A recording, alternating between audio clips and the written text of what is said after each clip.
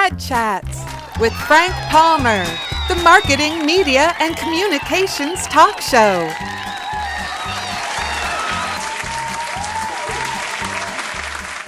Blair, thank you for agreeing to do this interview today for NABS.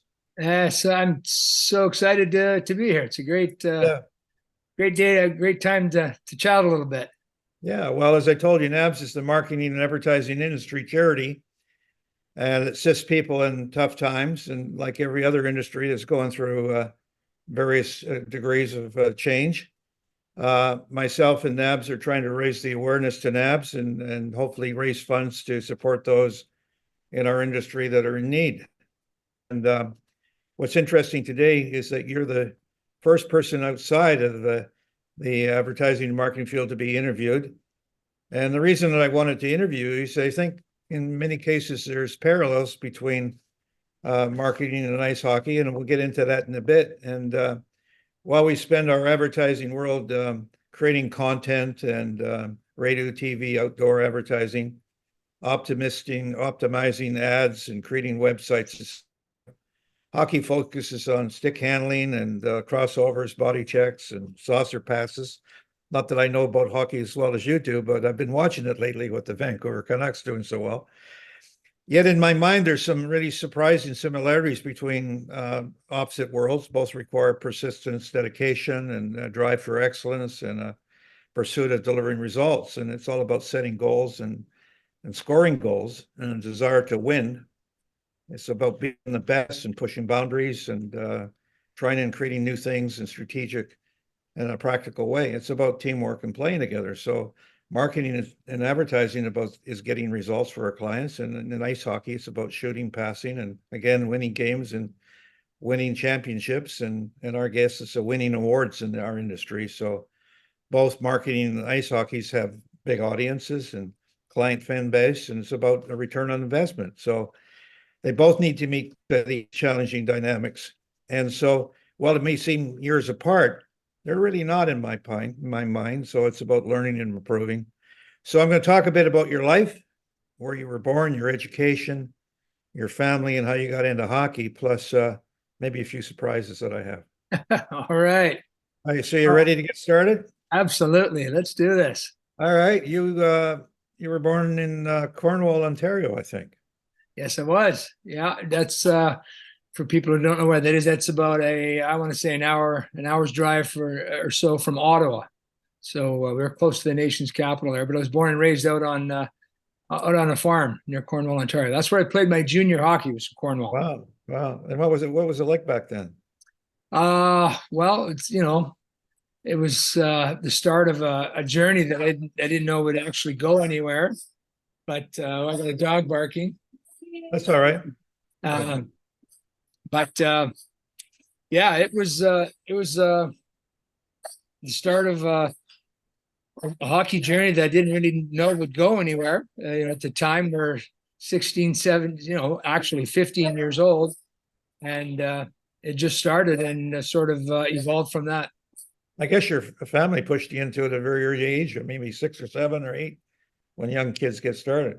Well, you know what, Frank? Honestly, they supported me, but it was funny. It was like back then. It was we had 7, family of 8, and I used to have to just get out on the road and hitchhike to the local rink on Saturdays and get going. And they certainly drove us when they had the chance, but everyone was so busy. My mom worked, my dad worked, plus we had the farm as well. So you had to be inventive, creative, and getting ways to the rink. But we always got there somehow. Were you interested in any other profession, or was it just basically hockey?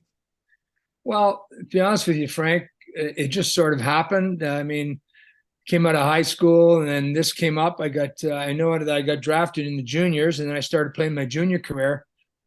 And then I got drafted in the NHL. And as well, the WHA, the World Hockey Association, as well. So I had at that time there was 2 professional leagues that were sort of forefront. And heck, I was 19 years old. I got drafted. They flew me out to Edmonton. Probably the first time I was on an airplane, and and I toured Edmonton for the weekend. They flew me back, and then I signed with Edmonton in the World Hockey. So it just sort of happened so quickly, and I figured, hey, I'm 19 years old. I got nothing else on the radar right now, so let's try it. Oh, that's great. I said, for those that are going to be watching this interview on YouTube, we're going to give you a little bit more information about my guest today. And Blair Macdonald, or BJ, which people call you by BJ, is a Canadian former professional ice hockey player who played in National League and World Hockey Association between 1973 and 83, I think. Correct me if I'm wrong on any of these. Yes. And you were featured in the 1979 WHA final with the Edmonton Oilers and in the 1982 Stanley Cup Finals with the Vancouver Canucks. Is that correct? Yes, I was we had a pretty good team at Edmonton, and it was just incredible to be able to get to the finals in Edmonton in the World, and then in the NHL with Vancouver. That was the first year that the Canucks, we got to the 82 finals. That was the first year that the Canucks made an appearance in the Stanley Cup Finals. Yeah, well, maybe will again. Who knows, right? Right now, looks pretty good. But you also played in Europe. What was with the WAAT? I don't know how to pronounce the other word, Stadlu, or with Stadlau. How do you pronounce that? Stadlau. It was a team. It was a team out of Frankfurt, and it was actually, no, I'm sorry. This was in Austria. I had always wanted to go over to Europe and see Europe and play a little bit. So after I finished playing here, I had always told myself I was going to go over. So I ended up making arrangements to go over with a friend of mine, because at that time over in Europe, they were only allowed 2 imports to play. So we went over to Austria, and I ended up playing over there for 3 years. But the first 2 years, it was with a team, and we played in Vienna, Austria. And the name of the team was Stadlau. It was one of the sponsors of our team. What was that like? Oh, it was what a great experience. It was so much fun. It was entirely different. I mean, there was a lot of pressure because there was only 2 imports in each team. So when you went over there and you were playing, it didn't matter if you scored, if you had a hat trick in the first 2 periods, at the end of the game, if it's tied, they're looking at you like, well, go out and win it now. I mean, it was just that kind of thing. There was a lot of, you played a lot, but it was so different. I mean, we had the big ice surface, and a lot of the games over in Europe, the hockey crowds, it's a lot like soccer mentality. They paint their faces and they're singing before the game, and they're beating drums and singing after the game. It was really an electric atmosphere, and it was so different, but it was so enjoyable. I mean, we played, they play 40 games a year, so half the schedule of an NHL schedule, and you got a whole bunch of time. You got 2 weeks off at Christmas, so you played 2 games a week. So physically, it was a little easier for you, but still a lot of pressure, because if you didn't perform or they didn't like the way you played a certain game, they had no qualms about getting rid of you. Really? Oh yeah, they changed players and coaches over there like you changed your socks, and it was just crazy. Well, it's interesting because I was reading the marketing magazine yesterday, and one of the clients in Canada that changes quite often is Bell, which is like a telephone company. They just changed advertising agencies from one year to the next because I guess they weren't getting the results they wanted, and it just was in the news yesterday. And so I know I said that your first years of playing were with the Cornwall Royals, and you scored 63 goals in 64 games. And this is your rookie card. I got a picture of your rookie card. Oh, wow. Oh, Have you seen that in a while? I've seen that, but you know what? That is actually, Frank, a picture from the Indianapolis Racers, which was the world. It says here on the card, Indianapolis Racers. Yeah, and that was in the World Hockey. I actually played in Edmonton for 3 or 4 years, and I got traded to Indianapolis Racers for a year and a half, and then I got traded back to Edmonton. But that was my picture from the Indianapolis Racers in the World Hockey Association. Well, I got a little surprise for you also. I don't know if you can see this. Yes, that's one of the original pictures in Edmonton. Yeah, well, it's got your name on the back of it. Yeah. You've signed it. Yeah. Yeah. And I found this on eBay and I bought it Oh, because it's almost like it's in mint shape. yeah. There's What no it, buttons in what, it at all. what And it cost you? 50 cents? Well, a little bit more than that, but I'll give it to you when I see you in person. All I, right. I was looking around doing a little homework and I got that. So here's some facts I found for the 1979 and 80 season. Edmonton, you joined Edmonton as part of the WHA merger, and that would have been was it finest year of your career or the best year of your career? Well, that was probably production wise, yeah, and it was probably the most fun year of my career. It was our first year in the league. I think we took a lot of teams by surprise, a lot of other NHL teams by surprise, but we had such a fantastic group there, and it was, as you probably know, I mean, kid named Gretzky I play with, but these guys were all just young kids, just up and coming. So it was a heck of a ride. It was really fun.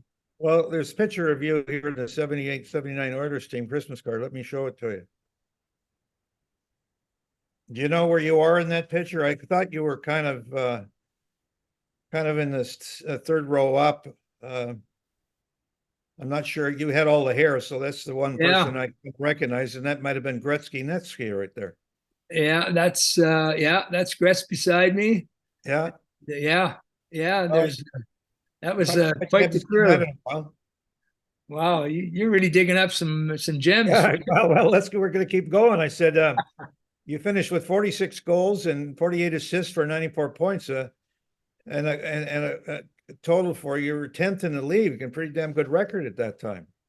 Well, you tell you what, I finished 10th in league scoring that year, and I sure wish that if I finished 10th in league scoring now, it'd be quite a big difference in salaries. I know it's changed. Pretty Howe would probably like to be able to do that too. I said, what did you learn about yourself playing professional hockey at such a young age? Well, you know what? I'll tell you what. The one thing I really learned is you got to pay attention to detail, and you've got to push yourself, because I'll tell you what, no one else is going to do it for you, because and I know sometimes some people think, oh, it's so great you played professional hockey, National Hockey League, and it was, but it's so hard to get there, and it's so hard to stay there, because back then as well, contracts weren't guaranteed as much as they are today. So every training camp, you went to training camp, and there's 5 guys fighting for your job, trying to knock you out. And if the coaches or the management liked them, they just drop one guy and pick up the next. So a contract was, you signed 2-3-year contracts, but back then they weren't as it seems bona fide. They could almost tear it up and start over. So every day, every practice, it was competition, and you had to show up every time, or you risked your chance of losing your job. It was that. Well, about results. Yeah, about results. As I said earlier, I said compared hockey to marketing, it's about teamwork as a team. And I can tell you that when you go into advertising presentations, sometimes they got 5 advertising agencies, or sometimes 7, and if there's 5 agencies, your chances of getting this piece of business is 20%. Yeah. So the odds aren't that great. And here in a picture with Rogie Vachon of Detroit Red Wings is a picture of you scoring a goal. And you remember that at all? Yes, that was. It's funny you mentioned Rogie Vachon, because I scored my first goal in the NHL was against Rogie Vachon. He was with Detroit, and it was the first goal scored back in Edmonton in the old Northlands Coliseum. It was the first NHL goal scored in Edmonton. Yeah, and it was the old Northlands Coliseum. Yeah, I was Gretz was behind the net in his office, and he made a feather to pass right out through the middle. I was coming down in the slot and just one time that went through 5-hole, Rogie Vachon. Well, I know. Crazy. Well, it's pretty great. I mean, you had this such a great career. And I said, when you originally got with the Oilers in 73 and 74, you scored 45 points in your rookie year. Yes. Yeah. It was funny. I was 19 and it was all new to me. But I'll tell you what was really interesting, Frank, that first year. I was 19 and they gave me a roommate to be on the road with him and travel with when we and he was 40, Val Fontaine. He was 40 years of age. He was 40 and I was 19. Wow. So it was quite the difference. But you know what? He taught me how to be a pro. So that was one of the lessons I learned. And I was fortunate enough to be with a guy that showed me the ropes, showed me how to be a professional. I guess much like when you started out in your business, if you had a mentor, someone to help you out that brought you along, told you the ins and outs of the business, it really helped me through my first year. And then you were traded to Indianapolis, but that was short-lived because then you were traded back to Edmonton where you played with the Wayne Gretzky. Number 99. Well, Gretz played. Actually, I got traded back to Edmonton, and then I think a half a year later, Gretz was playing in Indianapolis. Nelson Scalbani signed him as a 17-year-old or 18-year-old. He played there for half a year, and the team was going to go belly up. So Nelson Scalbani and Peter Pocklington made a deal, and I think, as funny as this might sound, I think they played a backgammon game for him, and whoever won the backgammon game got Gretzky in the trade. So Peter Puck won, and they ended up making a deal, and Gretz came to Edmonton right after that. Unbelievable. Yeah, I mean, another stat as an Oiler is that you scored 379 points over 470 games. Yeah, well, I was, along the way, I was, and like you mentioned in the onset of your business, teamwork was so important, right? And so I was lucky enough to play with a lot of good players along the way that help you along, because you can't do it by yourself. At the NHL level, you've got to have a passion to play, but you have to have some great teammates, and teamwork is key, because if they don't do their job on the ice with you, you can't do yours, right? So along the way, and of course, it really helped. It was so much fun when I teamed up with Gretz, because I got to play with Gretz, arguably probably the best hockey player to this date anyway that's ever played. I know a lot of people, and the people of Edmonton are so lucky they got to see him play, and now they're getting to see Connor McDavid play, who may be the next best player to ever play. But what an honor, and that's what helped with the point production. For sure. It's funny when you say that. I mean, I started my early career as an artist, moved into an account person, being able to work with team members to work on accounts, and then as you get older, my role today is more or less finding business and turning it over to the team to work on the business. So it's there's a similarity which people wouldn't see, because I become a coach. Yes, absolutely. And here's a little video I want you to see here. It's about a minute long. Macdonald played in the NHL and WHA for more than a decade. Again, he spent most of the time with the Edmonton Oilers and was one of Wayne Gretzky's first line mates at the start of Gretzky's career, and he did quite well. If you look at the old tapes of the games that he played against Toronto, especially a late game, basically he was getting 2 to 4 points a game when Gretzky was on, and you needed someone to feed him the puck, and that's what happened. Now, not the biggest player, born in Cornwall, 5'10", 180, a right winger. Was drafted 86 overall by the Kings in 73 and 30th overall by what was then the Alberta Oilers. Now, he became a major recognition with the Cornwall Royals of the Q, and his last season with Cornwall, which was his draft year, he really broke him through. He had 102 points in 64 games, including 63 goals, and an additional 14 goals and 14 assists in 16 playoff games. Now, his first season in Edmonton put up some good rookie numbers, 45 points, and drew recognition in the media, and was very popular with the fans and followers alike. There was always an indication that there was something special about this player, because if you can survive Cornwall can be a very rough team for players and fans, because it has to be a combination of aggression and scoring. Interesting, eh? Well, that's because some of those pictures there, that one picture, I think I was like 19 or something. It was Yeah. Wow. Well, he Great. talked a bit about it earlier about not getting enough credit, and that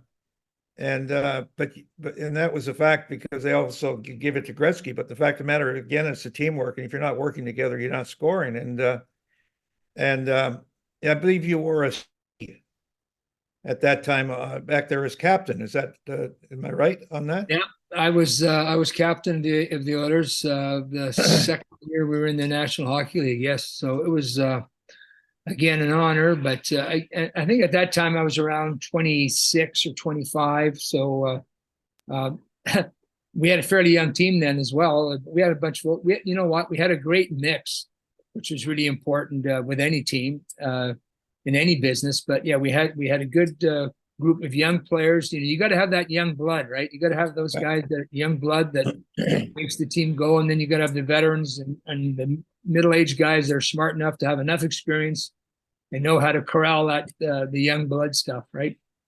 Yeah, well, I said as a good team captain, as a team leader who must possess the communication skills and decision-making skills and be inspiring as a leader, and they have to guide the team towards success on the ice and off the ice as much. And these are also the leadership skills in advertising and marketing you have to have. And you mentioned earlier about Nelson Skalbania. Did he bring you to the Oilers, or you said to me at one time maybe not? No, he was an owner, in a team owner for a short period of time in Indianapolis, but he wasn't there when I was there. He came after with Gretz and everything. Okay. But Right. yeah, I came back to Edmonton. I think it was actually Glenn Sather that made the trade to get me back to Edmonton. I remember that name. Yeah. Hockey is much like advertising. It can be tough. I got a little video here. 15 seconds. And we have a fight in center ice. Dave Silk and Blair Macdonald going at it. I didn't see how it got started, but they're going at it. Silk has the helmet on. That's an advantage for him. Now he lost the helmet. I never saw that start, Sam. Remember that? Oh, I absolutely.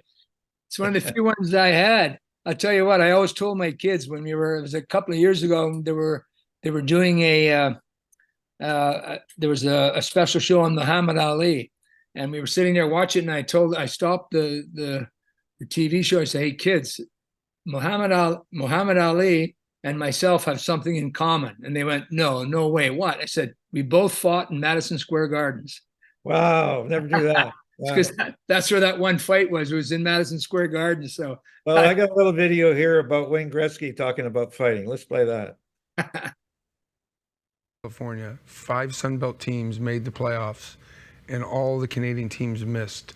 And if Is that a good thing, though? I think we're going to be fine. But if you would have said 25 years ago, Miami, Tampa Bay, Anaheim, San Jose, and LA are going to be in the playoffs, and the Montreal Canadiens aren't, you would be saying, "Oh, come on, where's that going to happen?" So the commissioner and the Players Association and the players themselves have done a really nice job. We are growing. We are getting stronger. The players in the game now, the young guys, Taves and Stamkos, we got great kids. And they're nice people. You've been around the hockey guys. They're really good guys. My whole time watching hockey from 1981 on, they've always had this conversation, like, how do you fix the game?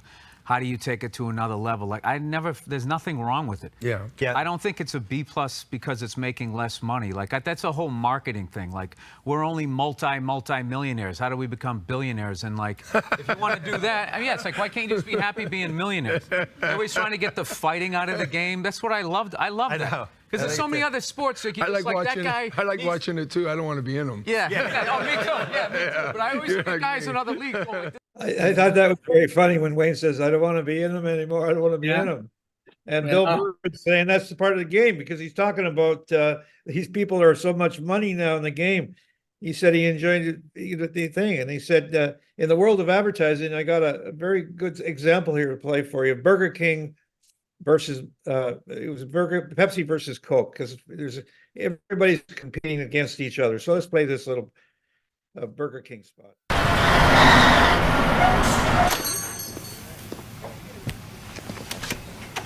What can I get you? I'll take the special and a Pepsi Max, please.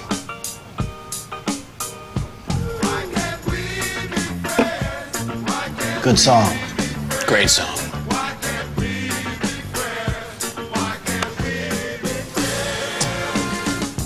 So, Pepsi Max has 0 calories, huh? Yep.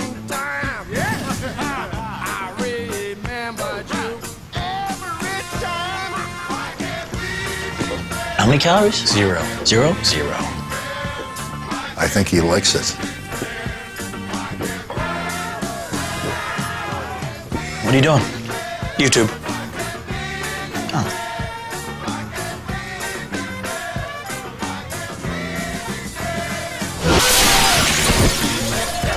Pepsi Max. 0 calories. Maximum Pepsi taste. Oh, Yeah. great commercial. And, a little fight at the end there. And like any business, there's white hats and winners and losers and black hats and white hats. And you know, it's again with enjoyment about playing hockey and that. And here's a picture of you in full flight. Let's show that little Goyder's gained first in NHL win. I got this newspaper clipping to show you. I don't know if you remember that or you ever kept a sample of some of this stuff. Yeah, Terry Jones was the author then. Yeah, the writer in Edmonton. Yeah. Well, So I have another video here that might bring back some memories. Blair Macdonald started his professional hockey career in the old World Hockey Association in the 1970s. When the Oilers joined the National Hockey League in 1979, Macdonald flourished playing alongside the great Wayne Gretzky. As part of the GMC line with Gretzky and Brett Callaghan, Macdonald netted 46 goals and added 48 assists for 94 points in the 79-80 season. From behind the net in front, Macdonald scores! Blair Macdonald, the first goal in Edmonton. The Oilers lead 1-0. Macdonald is listed in the Oilers record book for scoring several NHL firsts for Edmonton. These include the Copper and Blues' first home goal and the first home game winning goal. Blair Macdonald put his stamp on the Edmonton Oilers' first NHL season by potting 4 hat tricks, including the first 3 in team history. Bring back memories. Wow, does it ever? Man, I've never seen that one before, Frank. You dug that one up out of the old archives. That was some great memories there. Yeah, I know this is, you know, like a game with hockey and advertising, we get to pitch a client through what they call an RFP, a request for proposal. And if McDonald's was looking for a new advertising agency, they would know something about the 3 or 5 agencies they wanted to pitch, and then they narrow it down. And you don't always win because you think you won the game. Sometimes you win for other reasons, and sometimes you lose for other reasons that you don't know why you lost. And it's not just about scoring a point, but someone in the room or like a referee to say it didn't go across the goal line, and when it actually did, now when they can check. And anyways, so these pitches can cost hundreds of thousands of dollars, and you got to decide whether your chances are pretty good at winning the game or not. And so in the hockey, NHL, you're up, you know who you're up against, right? In advance. And there's 82 games or 82 pitches, I look at it, you know? Yeah. And how many are you going to lose? And so what's it like in the locker room after a game when you win or lose? What's the difference between winning and losing? Well, night and day, Frank. I mean, we always just say you win the game, you walk in the room, it's like hats and horns. Everyone's in a great mood, and all the mistakes that were made during the game are sort of forgotten more easily. And when you lose, if you've got a real competitive team, when you lose, man, it sucks. I mean, I hated losing. I mean, and that's the one thing I think that's comparable to the businesses. Like, you got to hate to lose. And like you just mentioned earlier about the losses, when you do lose, then you got to take that knowledge and turn it around and turn it into a win. And as you said, you can't win every game, but the losses that you have along the way towards the end of the season or in playoff time, if you do your homework properly, then the losses that you have, you turn that into a positive, and you realize, okay, this didn't work. Now we got to do this and work together. And that's how you overcome a lot of adversity in life, right? Yeah, I know. I can tell you that when you win a new piece of business, everybody's excited for about an hour and a half, and then, oh my God, we got to work on this business. But I can tell you when you lose and you lose a game and then a pitch and you lose another one in a row, you start falling out of, you start feeling, what are we doing wrong? I mean, are we just losers all the time? And I can tell you, I kind of feel like a hockey coach at times, and I need to stay positive. And what did we not do that we should have done? And I like to read the room. I can read the room, and you can look at the eyes of people, and people say, "What are you watching the room for?" Because you got to listen and watch and listen and to see what's wrong. Well, body language is so important. And I mean, like after a game, like you said, you lose. I mean, sometimes you can hear a pin drop in there, right? And and it's so frustrating. So it's definitely, it's definitely a learning experience, and you gotta. I think that guy in the Buffalo Bills kicking that field goal that missed is going to live with that forever. Well, I mean, he probably had to leave the city for about 2 weeks just so people wouldn't be throwing food or anything at him, right? I mean, that game could have turned around and changed, and immediately with that field goal that he missed. I felt so bad for him at the time. So the hockey stats say, retiring in 1986, you finish your career with 91 goals, 100 assists for 191 points in 219 games, and added 171 goals and 161 assists for 336 points and 476 games in the WHA. I mean, pretty good score. Well, yeah, I was I was lucky to play with a lot of good players along the way. But when you look back on it, Frank, I never, went out and you worked. I stayed out after practice a lot, worked hard at it. But it was just, I think, I realize now, I mean, I never really had anybody like say, obviously you have coaches on the way, but I think you have to have an absolute passion for what you do. And I did. And I was lucky enough to have that. I just, whether I won or lost, or whether you're on a good team or a bad team, you just had to go, and the one thing you'd mentioned about losing, I guess probably in your business as well, Frank, you have to have a short memory, right? After a loss or after something really disappointing, you gotta forget about it and you gotta move on, because if you don't, it lingers too long, and then that's when it really starts to set in. So I think tremendous passion to play, and every chance I got, whether it was with a bunch of kids out in the backyard or whether it was at a rink, you just love going out just for the pure joy of playing. Yeah, I know that when we lose, we carry it for a long time and don't think about as many things about losing. And you win, you think about it for less time and don't think about what it was that helped you win. And I guess there's a lesson there for us to learn in this business. Video about the Stanley Cup. I think it's Wayne Gretzky in it again. Let's take a look at this.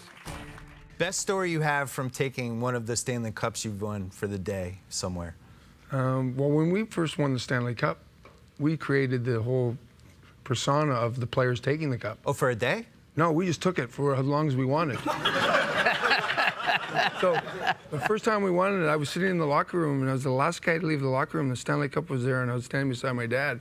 And I said to Glenn, "Say there, what do we do with the Stanley Cup? Because we never won it." Yeah. He goes, "Well, you guys won it, take it." And so we took it everywhere. So we took it to barbecues, we took it to friends' houses, we took it to restaurants, we took it to hospitals. And finally, this guy from the NHL, he should be thanking the Edmonton Oilers. They created this guy, he's going to have a job to follow the cup around. Yeah, I had that guy on a podcast once. His whole life is he just guards the cup. Carries the cup. What would you do on your day with the Stanley Cup if you won? Well, I know it'd be an amazing comeback for you at age 48. From all the stories I heard, I definitely would never drink out of it. I would never do that, but I would have a bunch of friends and family. I'd get hammered. I don't know, end up at a Hooters. Passed out. I'd probably lose it. Probably be in a river. Lose the cup. Yeah, if I did it. You would be the first guy to lose it. Yeah, if you do it right. Better hecklers, like a medium-level comedy club or an NHL game? Depends on the city. Okay. Depends on the city. Boston Go had some Boston great Garden, ones. you could hear everything. They knew like the names of referees. Yeah. That's like when I was like, wow. I remember what's the guy, Heckle Kerry Frazier, like the whole game. Yeah. And he started at 10 and he never dipped. The whole time was just Frazier, just screaming at him. Should any NHL ticket cost more than $99? Or if you're going to watch Crosby or Ovechkin, yeah, because those guys are worth it. I mean, it still feels like a blue-collar sport to me. And I think they try to chase the NBA a little bit with the ticket prices, and I wish some of them were lower. Well, why don't you start with the overpriced NBA? Everybody's always picking on hockey. Wayne, are hockey players becoming too fast, too big, and too strong? No, not at all. There's some like 6'8" dudes now. Oh my God, these guys are so fast and they're so big. I took my son to an NHL game a few years ago. He was like 8 years old. And I like sitting down by the ice like you do. Yeah. So the Kings are always nice and they give me seats down by the ice. And after the first period, my son looked at me and he said, "Okay, did you really play in this league?" I said, "Yeah, it is fast." What's your favorite seat if you could sit in any seat? I like to sit in the corner right on the ice. What about you? I actually like sitting center ice upper deck. Oh, for the wide view. Yeah, I like being seeing the behind the whole thing. goalies. I like sitting there for football. I sat there once. See, I can have the same view from the corner on the ice as he has from up top. True. Yeah, that's why he's the great one. And I tell jokes. The other thing about the Stanley Cup is, I'll show you a picture of me with the Stanley Cup. This was done in 2012. And the fellow that brought it to Vancouver took it to this event at Georgia Hotel, and I had my picture taken of it. But more recently in Victoria, a family member of ours, there's a guy over there called Kevin, and he's done his whole house. As I don't know if you heard of it before, but the floor in his garage and part of his house is hockey sticks, thousands of hockey sticks. And he's just a nut about hockey, and he created a Stanley Cup that you could have bought this replica for X amount of money. And this guy, they brought the Stanley Cup to him last weekend as a surprise. The guy went bananas and got a whole bunch of photographs of it. And I understand there's two cups, one on the road and one in they keep in the Hockey Hall of Fame. Yeah. I guess they don't want to ruin the real one. And No. I'll tell you a funny story, Frank, about one of the stories Gretz was talking about. What did they do with the cup? I coached with the Pittsburgh Penguins, their farm team, for a number of years, and they won the Stanley Cup up in their first cup with Mario and Yager and all the boys. So I guess they had won the cup, and they're all over at Mario's house that night or the following night. They had a big party and everything. And I guess everyone wakes up in the morning, and no one knows where the Stanley Cup is. They can't find it anywhere. Everyone's starting to panic. What the hell did we do? Did someone run off with it? And then they walk outside and they look in Mario's, they're just looking in the backyard, and they walk over to the edge of the pool and they look down, and the Stanley Cup is sitting in the bottom of his pool. So they had to go fish it out. that's very funny. And then you hung up your career in was it 83? 1983? Yeah, 82, the year the When right was the after coach? right after the finals. The first year we went to the finals here in Vancouver. Yeah, I went over to. I would actually, Frank, after I finished in Vancouver in the 82 finals. The next 3 years, I went over to Europe and played in Austria, Vienna, and Innsbruck for 3 years. And you became a coach for a number of years. Correct. Yes. Then I came back and I coached. I actually coached the Vancouver's farm team 1 year in the American League in Fredericton, New Brunswick, and then for 3 years after that, I was down in Muskegon, Michigan, and I coached the Pittsburgh Penguins farm team for 3 years, and we won the cup down there. But did you, I think also what do you call it when you go out and look for potential hockey players? Oh yeah. Well, after I finished coaching there, I went with the NHL and I joined Central Scouting. And Scouting, that's where, Central Scouting. You go all over North America scouting all the juniors and college players. Well, I want to thank you for today. I've really enjoyed. This has been one of the ones I was really looking forward to doing. And as I said, some of the people watching this in the future will hopefully find a way that they can measure hockey as well as winning and losing to the advertising business. And it's a bit of a difference from the ones that I've interviewed. So I'd like to thank you on behalf of NABS, and as a personal friend of mine, I'd like to thank you for doing it, taking your time today. Oh, thanks so much for letting me do this, Frank. I really enjoyed it. Anytime, and I'd love to chat with you at NABS. It was a fun hour. And I tell you what, I have to deliver this to you, though. You can keep this.